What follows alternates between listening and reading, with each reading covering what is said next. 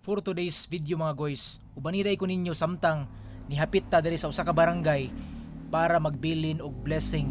So diri nga barangay ubay-ubay po ng ako nga mga followers diri nga kanunay gyud nakasubaybay sa atong mga videos. Sa taga barangay Lirungan, yan inyong request. Ani na mo diri, pagitaan na ninyo kung nakatuod mo diri. So wala pa ka follow, please like, follow and share sa atong mga video para updated mo sa atong mga next nga mga upload. Thank you so much for watching.